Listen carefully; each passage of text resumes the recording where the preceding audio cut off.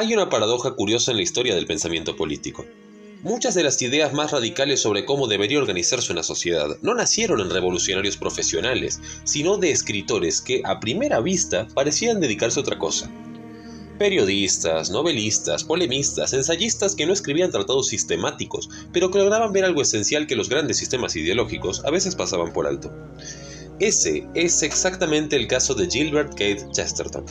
Un hombre que escribía sobre literatura, teología, política, historia, economía y humor con una libertad extraordinaria y que terminó formulando una de las críticas más interesantes tanto al capitalismo moderno como al socialismo estatal.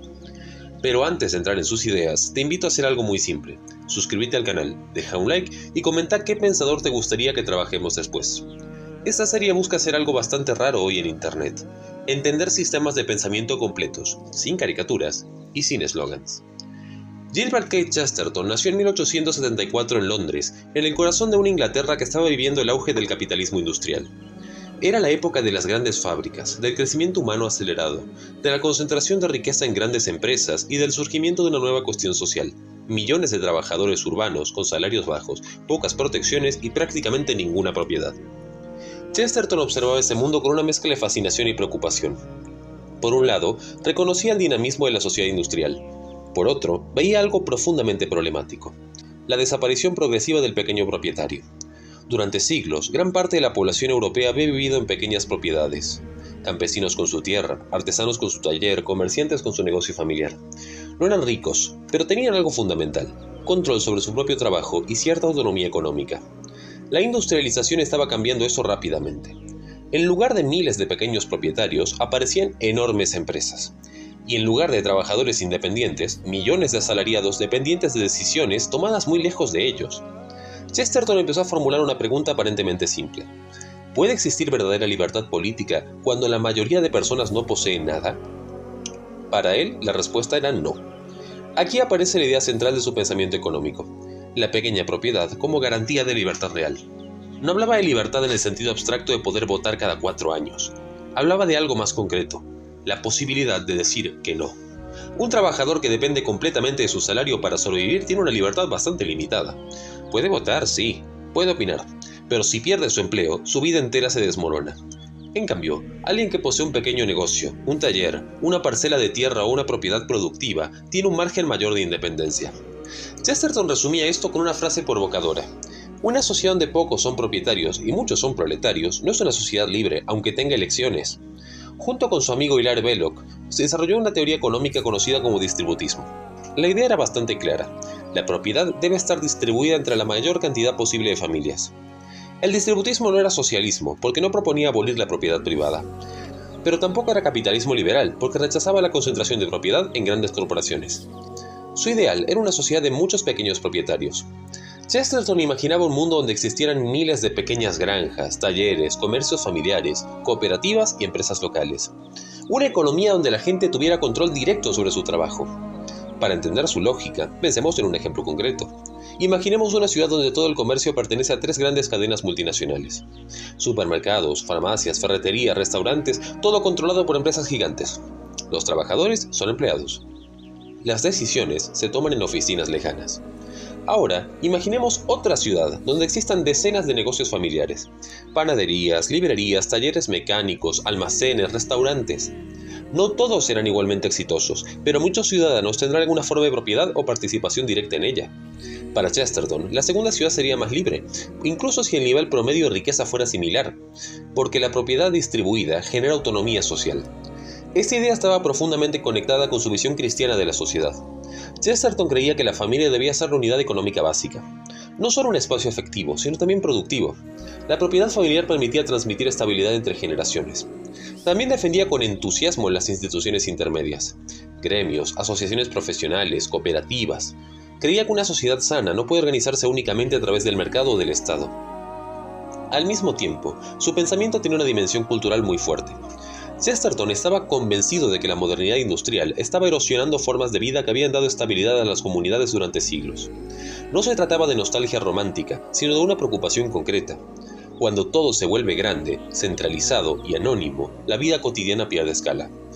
Sin embargo, su crítica no se dirigía solo al capitalismo. También cuestionaba directamente al socialismo estatal. Si el capitalismo concentraba la propiedad en manos de corporaciones privadas, el socialismo la concentraba en manos del Estado. En ambos casos, la mayoría de las personas seguía sin poseer absolutamente nada.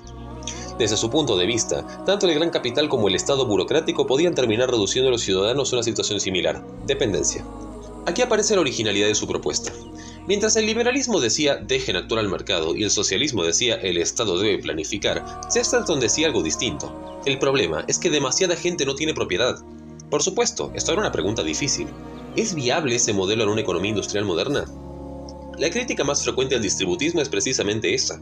En el mundo contemporáneo existen industrias que requieren enormes inversiones de capital: siderurgia, energía, telecomunicaciones, transporte masivo, tecnología avanzada.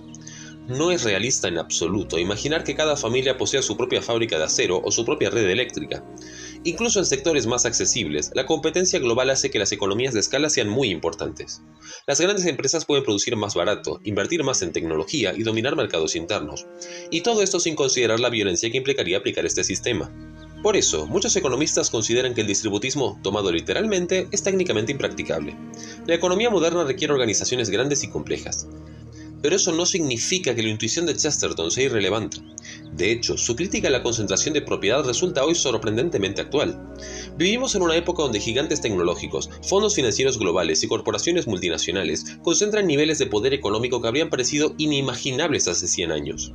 En muchos sectores, la competencia real se reduce a unas pocas empresas gigantes. La pregunta que Chesterton formuló sigue vigente. ¿Qué ocurre con la libertad social cuando la propiedad se concentra de esa manera? Si esta reflexión te está resultando interesante, deja un like, suscríbete y comenta qué parte del pensamiento de Chesterton te parece más convincente. Eso ayuda a que este tipo de contenido llegue a más gente. Ahora bien, ¿qué puede aprender el peronismo de Chesterton?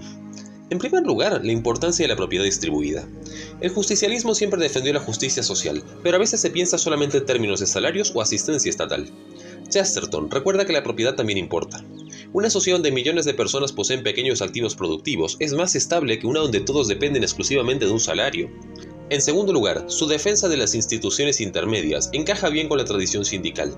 Los sindicatos, cuando funcionan correctamente, permiten equilibrar el poder entre capital y trabajo. Chesterton valoraba las estructuras corporativas similares, donde trabajadores y productores tenían una voz organizada. Sin embargo, también hay que reconocer el límite técnico de su propuesta. La economía moderna no puede basarse únicamente en pequeños talleres y granjas familiares. Existen sectores que requieren organización industrial compleja y grandes inversiones. Ahí aparece una posible síntesis interesante. Una economía donde convivan tres grandes elementos. Primero, un tejido fuerte de pequeñas y medianas empresas que distribuyan propiedad y generen arraigo local. Segundo, sindicatos sólidos que equilibran la relación entre capital y trabajo en sectores industriales, donde la gran escala es inevitable. Tercero, un Estado que actúe como árbitro, evitando tanto la concentración excesiva del poder económico como la burocratización de la economía. Esta combinación, pymes, sindicatos y Estado regulador, puede verse como una actualización moderna de la intuición chestertoniana. No reproduce literalmente el distributismo, pero preserva su objetivo central: evitar que la mayoría de la sociedad quede excluida de la propiedad productiva. Chesterton solía decir que el problema del capitalismo no era que hubiera demasiados capitalistas, sino demasiado pocos. Su provocación apuntaba exactamente a eso. Una sociedad verdaderamente libre sería aquella donde la mayor cantidad posible de personas tuvieran algo propio. Quizá esa sea la lección más duradera de su pensamiento. La libertad política necesita una base material. Y esa base no puede depender exclusivamente ni del salario, ni del Estado. Si llegaste hasta el final, suscríbete al canal, deja un like y comenta. ¿Crees que una sociedad con más pequeños propietarios sería más libre? En el próximo episodio vamos a seguir explorando pensadores de izquierda y derecha que pueden ayudarnos a pensar la política de otra manera. Y como siempre decimos, primero la patria, luego el movimiento, por último, los hombres.